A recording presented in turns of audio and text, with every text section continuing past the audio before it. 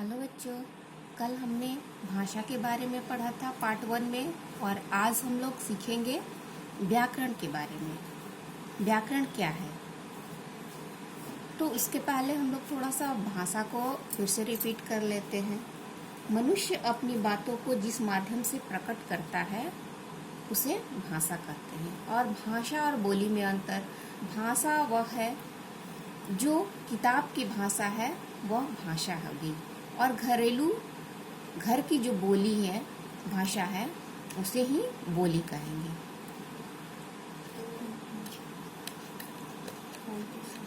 बोलते समय जो आवाज़ निकलती है उसे ध्वनि कहते हैं।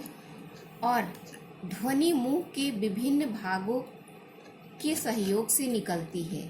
इन भागों को उच्चारण स्थान कहते हैं। व्याकरण। अब हम लोग थोड़ा सा अपना चैप्टर पे चलते हैं। वह शास्त्र जिससे हम शुद्ध भाषा को बोलने लिखने सीखते हैं, नियमबद्ध होकर, उसे ही व्याकरण कहते हैं। जैसे राम आम खाता है, ये तो सही है। अगर हम बोलेंगे कि राम आम खाती है, तो क्या यह सही है?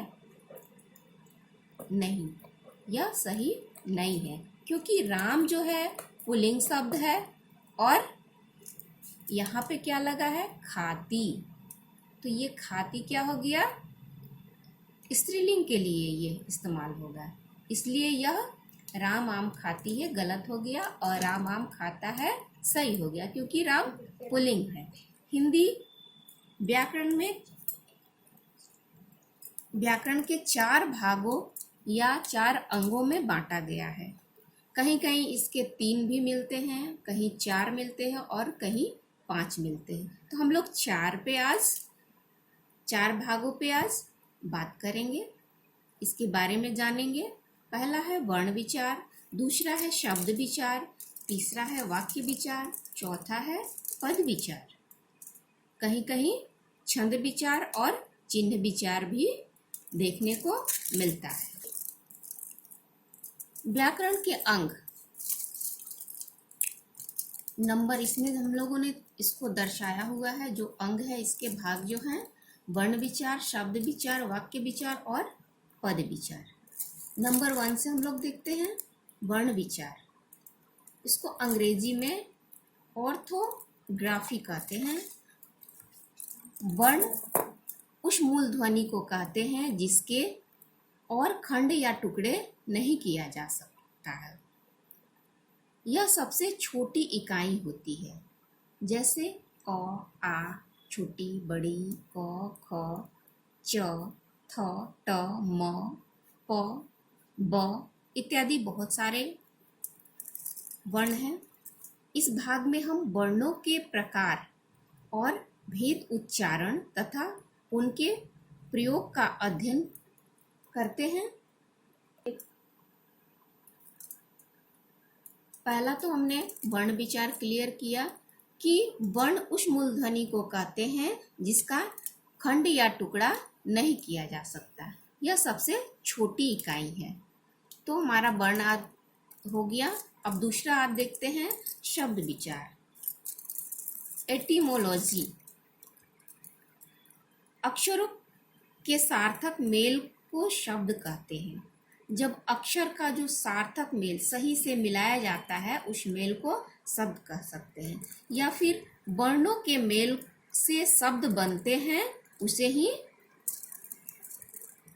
शब्द कहते हैं। जैसे हम लोगों ने न, धन, म, धन, क, इसको मिला दिया, इस तीनों को, न, म, क को, तो एक सार्थक शब्द बन जाता है। वो क्या बनता है? नमक। जी हाँ बच्चों, नमक। और इसी को हम लोग तोड़ करके उल्टा पुल्टा करते हैं, जैसे क, धन, म, धन, न बराबर क, म, न। कमन। कमन कोई शब्द होता है? कोई शब्द नहीं होता है ऐसा।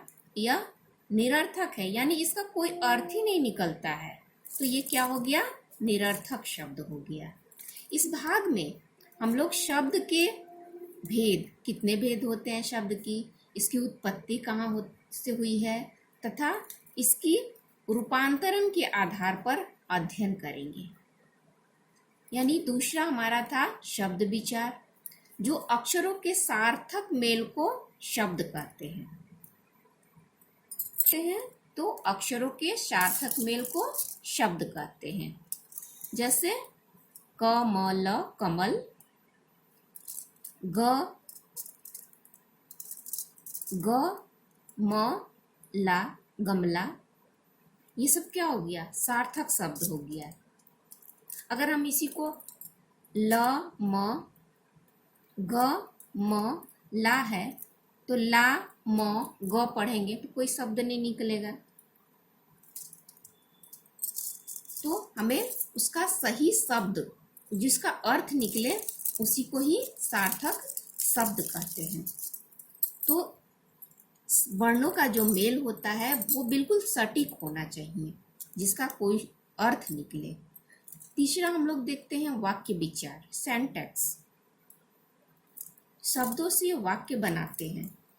अभी हमने पढ़ा वर्णों के मूल ध्वनि को क्या कहते हैं। यहाँ देखिए, जिसके खंड या टुकड़े नहीं किया जा सकता उसे वर्ण कहते हैं। या अक्षरों के मूल ध्वनि को जिसका खंड या टुकड़ा नहीं किया जा सकता है वर्ण कहते हैं। दूसरा पढ़ लिया, अक्षरों के सार्थक समूह को शब्द कहते हैं। और तीसरा, शब्दों के से वाक्य बनते हैं, यानी सार्थक शब्दों के क्रमबद्ध समूह को जिसका कोई भाव स्पष्ट हो उसे वाक्य कहते हैं। यानी शब्द, वैसा शब्द क्रमबद्ध लगा दिए और उसका भाव कुछ निकलता हो उसे ही वाक्य कहते हैं। जैसे राम पुस्तक पढ़ता है, इसके अंतर्गत वाक्य के अंग, वाक्य के भेद, वाक्य रचना तथा विराम चिन्ह का अध्ययन करेंगे। ये सारे जो हमने बताया, वाक्य के अंग, वाक्य के भेद, वाक्य के रचना और विराम चिन्ह, ये वाक्य विचार के अंतर्गत इन सारे चीजों को हम लोग पढ़ेंगे। पद विचार, चौथा नंबर आ गया हम लोगों का पद विचार। कोई शब्द जब वाक्य में प्रयुक्त होता है तब वह पद कहलाता है। कोई शब्द जो है वाक्य में प्रयोग होता है, जैसे हम लोगों ने पढ़ा राम पुस्तक पढ़ता है, तो शब्द, पुस्तक भी शब्द है, राम भी शब्द है और पढ़ता है वो भी एक शब्द ही है।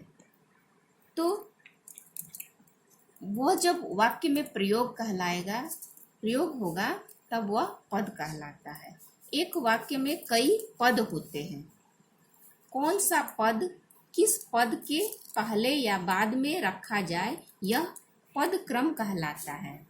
मतलब कि कौन सा पद हम लोग का अच्छे से सुटेबल, मतलब सही ढंग से रखें कि वह पद क्रम बन जाए, मतलब सही ढंग से वह शब्द का अर्थ निकले, वही क्या कहलाता है? पद क्रम। अब मान लीजिए खाता है, खाता राम, तो ये पद क्रम सही नहीं हुआ। राम खाता है, यह सही क्रम हो गया। इसके अंतर्गत हम लोग पद विचार के अंतर्गत हम लोग संज्ञा पढ़ेंगे, सर्वनाम पढ़ेंगे, ऐसे आदि पदों, ऐसे ही संज्ञा, सर्वनाम, विशेषण, ये सारे पदों को पढ़ेंगे। इसके स्वरूप को पढ़ेंगे और इसका प्रयोग के बारे में पढ़ेंगे।